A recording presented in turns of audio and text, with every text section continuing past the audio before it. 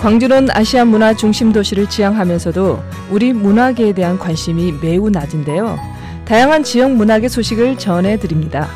우리 지역 예술가들의 일상과 작품의 뒷이야기 등 다양한 이야기가 있는 문화예술계 쓴소리와 단소리, 이당금의 문화마실.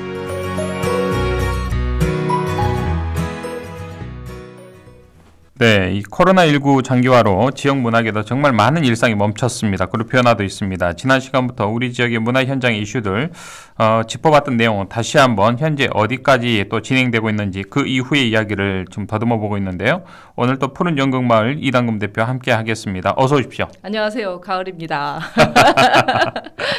여기 예. 막이 이제 치워졌네요. 아유, 남북 분단의 또 장벽도 거대야 되는 마당에 너무 좋아요. 사실은 백신 다 2차까지 접종했습니다. 저도 했습니다. 아, 예. 네, 그래서 이제 모든 것들이 좀 허물어지는 그런 시간들이 충분히 2m 간격은 떨어진 것도 같고요. 좀 더 가까이.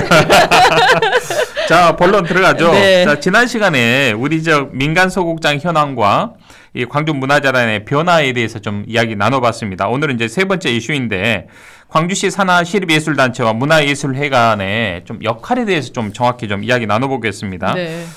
광주 지역은 이 시간을 통해서도 우리 대표님께서 많이 말씀을 주셨습니다만 다른 지역에 비해서 유독 문화시민사회단체, 시립예술단체가 네. 꽤 많습니다. 네. 자, 그런 와중에 최근에 광주 문화예술회관 관장이 사퇴해서 논란이 되고 있는데 네. 현재 어떤 상황입니까? 사실은 이제 광주 문화예술회관 같은 경우에가 8개 시립예술단체를 보유하고 있기 때문에 서울시 예술단만큼이나 지금 규모가 되게 크거든요. 네. 서울시가 9개 단체를 가지고 있고 그러는데 거의 이제 50년 된 시립예술단체부터 최근 3년 전에 창단된 오페라단까지 하면은 8개예요. 그러면 모든 장르를 다 보유하고 있을 정도의 커다란 그 조직이고 그 조직을 이제 광주 그 시에서 또 전체적으로 관리 감독을 해야 되는 입장인데 오래된 역사만큼 다양한 공연들 그리고 시민들의 문화 향유를 위해서 그동안 굉장히 열심히 작업을 또 해왔습니다. 그리고 네. 사랑도 받고 또 문화를 선도하는 그 조직 단체로서의 선구적인 역할도 해왔고 네. 또 거기에 많은 전문 예술가들이 참여해서 또 그 예술 활동을 펼쳐오면서 어떤 그 전문가로서의 역할도 톡톡히 해낸 조직인데 최근에 사실 이제 불미스러운 일들이 시립극단이라든지 오페라단이라든지 최근에 시립발레단 이야기까지 했잖아요. 그렇죠. 예. 이제 그런 부분들이 계속 불거지고 있는데 이제 그게 바로 문화예술회관 내의 조직의 수장인 또 컨트롤 타워라고 할 수 있는 예술관장 의 역할들이 그 굉장히 큰 문제를 가지고 있는데 그게 바로 이제 6개월을 남겨놓은 상태에서 사퇴를 하셨고 이제 그러다 보니 또 공백이 생기고 그러다 보니까 진행되어야 할 일들과 또 그 안에 불거져 있는 문제점들을 해결하지 못하고 있는 그런 상황들을 저희가 짚어보고 있었죠. 예. 네. 자, 결국에는 광주 문화예술회관 관장이 이제 임기 6개월을 남겨두고 네. 이제 사퇴를 하면서 또 임기 6개월에 진짜 공무원을 보냈습니다. 네, 이제 임시적으로 6개월만 개방형 직위를 해제를 하고 공무원이 그 공석을 메울 수 있게끔 하겠다라는 게 광주시의 입장이었고 10월 1일자로 지금 4급 과장 대리인 그렇죠. 하경환 그 공무원이 문화예술관 관장으로 임명이 됐었죠. 사실은 이제 임명되고 공석을 메꾸는 건 좋긴 한데 그 6개월 동안 얼마만큼의 일을 할 수 있느냐라는 거거든요. 지금 아시다시피 30년 된 문화예술회관의 리모델링 300억 정도의 규모의 리모델링 사업이 계속 지금 진행이 되어야 되는 상황이고 그다음에 시립예술 8개 단체에 대한 그 문제점이라든지 행정 운영이라든지 이런 부분들이 굉장히 그 문제점들이 거의 펼쳐져 있는 상태인데 6개월 임기 안에 이것들을 그냥 점검하고 끝나지 않을까라는 좀 우려가 되고요. 그래서 이제 지역예술가 계하고 시민단체가 큰 목소리를 내면서 우려의 목소리를 냈던 게 바로 그거기 때문에 지금이라도 이제 개방형 직위에 관련된 어떤 공문이라든지 전문가 예술인을 영입하기 위한 준비 단계가 지금 들어가야 되지 않을까라는 생각을 해봅니다. 네. 자, 그런데 이제 6개월 후에 말씀하신 것처럼 6개월 후에 또 예술인으로 개방형 공모를 통해서 새롭게 관장을 선임할지 여부는 아직 지금 논의가 되고 있지 않은 거죠? 이제 그 저 시민단체와 지역예술계에서 그런 우려의 목소리를 내면서 성명서를 발표하니까 시에서는 이제 다급히 또 직위 해제가 6개월만 임시적으로 하겠다. 네네. 그리고 그 이후에는 개방형 직위를 다시 해서 전문예술인을 영입하겠다라는 입장 발표를 하긴 했지만 네. 이제 이미 벌써 그런 그 수순으로 들어가야 되는 상황인데도 아직 별다른 네. 소리가 없는 거 보면 또 유야무야 되지 않을까라는 우려도 좀 있긴 해요. 그렇군요. 네. 또 6개월이면 내년 지방선거하고도 또 이게 연동이 되는 문제이기 때문에 상당히 좀 정치적으로도 많이 네. 좀 예, 고민을 되는 그런 대목도 있을 것 같습니다. 시기적으로 의도하지는 않았겠지만 그렇죠. 아마 시기적으로 예. 그게 지금 좀 맞물려 있는 그러니까요. 상황이기 때문에 정치적으로도 휩쓸릴 수밖에 없는 상황이겠죠. 내년 선거 이제 결과를 보고 또 이제 네. 또 이게 또 광주시 산하예술단체이다 그럼요. 보니까 예. 광주시의 어떤 시정이라든지 행정에 조금 그 영향을 받을 수밖에 없는 상황인데 알겠습니다. 그 부분에 있어서 지금까지 도출되어 있던 시립극단이라든지 오페라단의 문제점들이 그다음에 그냥 파묻혀 버리지 않을까. 그리고 그 안에 뭐 피해를 입었던 뭐 단원들이라든지 이런 부분들에 있어서도 예. 그런 그 문제점들이 그대로 덮여질까 봐 사실은 그러니까요. 우려스러운 점이 있는 거죠. 자, 엎친 데 덮친 격으로 이 코로나 시절에 정말 그럼에도 불구하고 시립예술단체는 우리 시민들의 좀 아픈 마음, 좀 문화의 향유에 대한 네. 마음도 좀 어루만져줘야 될 텐데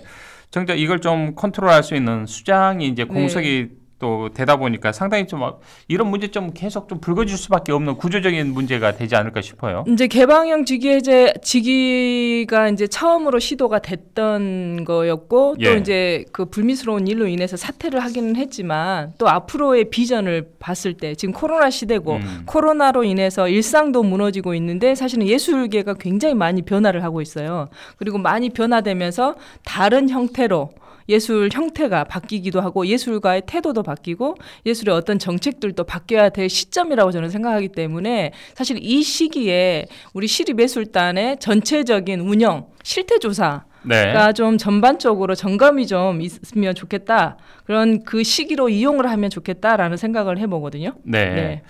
자, 오늘 또 어김없이 우리 이당금 대표님의 열혈 팬이시죠. 최윤철님께서 네. 또 안녕하세요 이렇게 손도 흔들어 주시고 보이는 라디오로 함께하고 있습니다. 푸른 연극마을 네. 이당금 대표님 안녕하세요. 반갑습니다. 광주시 산하 시립예술단체 상황 잘 알려주셔서 감사드립니다. 네. 귀 기울여 듣고 있습니다. 오늘은 휴무여서 집에서 듣고 있습니다만 근무를 하게 되면 마을버스 777 네. 777번에서 승객들과 함께 애청하고 있습니다. 네, 777번 항상 응원하고요. 예. 우리 윤철 베드로님 저도 응원하겠습니다. 아유, 감사합니다. 자, 네.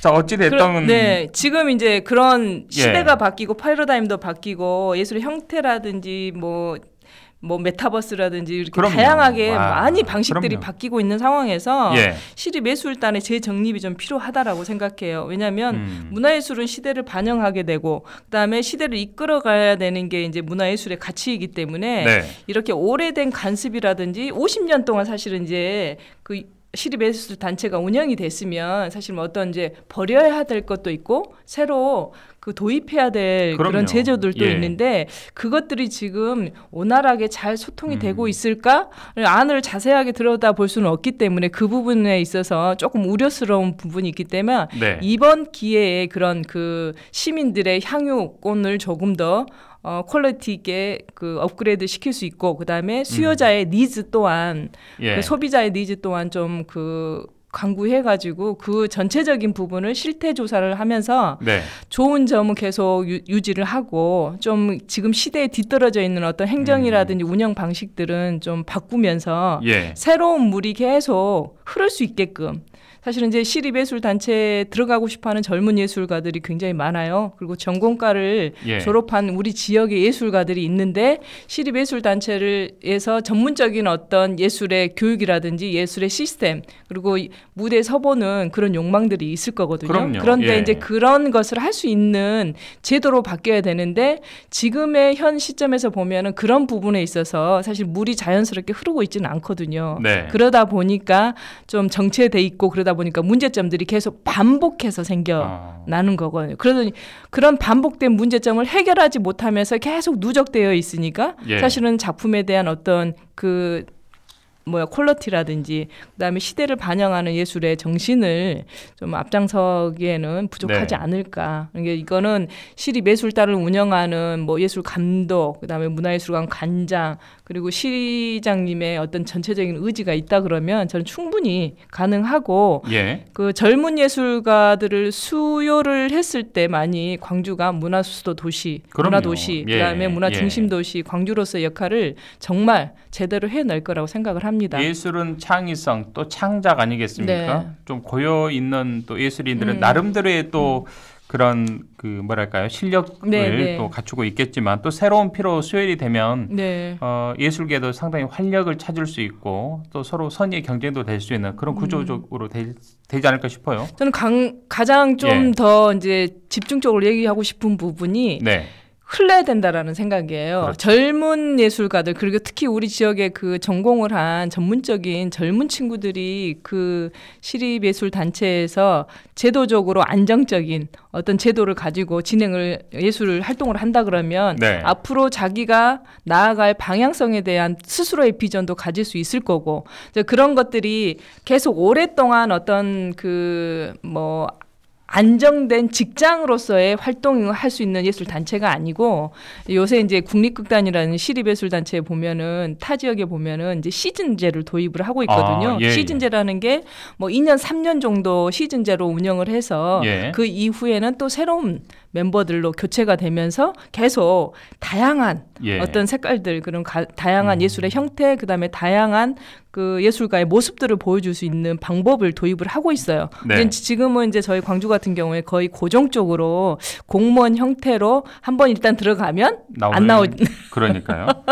그런 상태가 되다 보니 근데 사실 예술가는 각자의 직업이 되어야 되지 어떤 단체의 조직에 들어가서 직업인이 돼버리면 저는 안 된다고 생각을 하거든요. 그리고 많은 사람들이 그런 얘기를 하셔요. 그런데 그 울타리에 들어가야 계시는 단원분들은 또 다른 생각을 가질 수도 있지 않겠습니까? 이제 그럴 수 있겠죠. 근데 만약에 그런 구조로 바뀐다 그러면 거의 또 거부하지는 않을 거예요. 왜냐하면 스스로에 대한 예술 창작에 대한 욕구라든지 공부라든지 학습이 본인들한테 필요하다라고 생각하기 때문에 알겠습니다. 어떤 부분에서든 사회하고 시민사회하고 같이 움직여주는 것도 좋겠다라는 생각이죠. 알겠습니다. 자, 그리고요. 그 다음으로 좀 우리가 알아보고 싶은 게 5.18 주간에 아시아문화전당에서 하성읍 작가의 윤상원 역사의 피레침이라는 이제 전시를 준비하면서 예술 작품에 대한 검열과 관련해서 상당히 좀 갈등이 있었는데 문제가 됐었는데 그 뒤로 좀 이 문제가 어떻게 해결이 됐습니까? 조사도 하고 그랬던 것으로 알고 있는데요. 지금 그 예술가 예술 작품을 사전 검열했다라는 게 가장 큰 사태로 그 물의를 일으켰죠. 근데 그게 물의뿐만 아니라 이제 그 이후에 공동조사단을 그 발족을 시켜가지고 민간 변호사라든지 그다음에 전문가 조사를 통해서 사실 사실 확인이라든지 이런 부분들을 다 파악을 했어요. 그리고 이제 그 사실 파악을 한 그 서류를 가지고 청와대라든지 문체부, 아시아문화원이라든지 광산구청에 책임자 사과와 재발 방지 대책을 요구하는 공문까지 발송을 하게 되었는데요. 사실 이 검열 사태는 앞으로 예전에도 그랬지만 앞으로도 계속 있을 수밖에 없는 그런 상황으로 벌어져서는 절대 안 되는 부분이거든요. 예술가의 아까도 말씀하신 대로 창작이 기본의 원칙인데 그리고 자유가 기본이 원칙인데 이런 것들을 문화원이라는 문화전당이라는 국가기관에서 먼저 사전 검열을 한다는 것 자체가 지금 잘못된 건데 그건 조사단에 의해서 지금 사실 파악이 되고 있고 재발 방지 대책을 세우고 있는 것으로 알고 있습니다. 자, 오늘 좀 부족한 이야기는 다음 시간에 좀 이어서 하고요. 내일 이 시간에는 좀 아시아문화원 문제가 좀 상당히 심각해서 내일 직접 지부장을 좀 모시고 이야기 나누기로 했습니다. 오늘 말씀 여기까지 듣겠습니다. 고맙습니다. 고맙습니다. 지금까지 푸른 연극마을 이랑금 대표와 함께했습니다.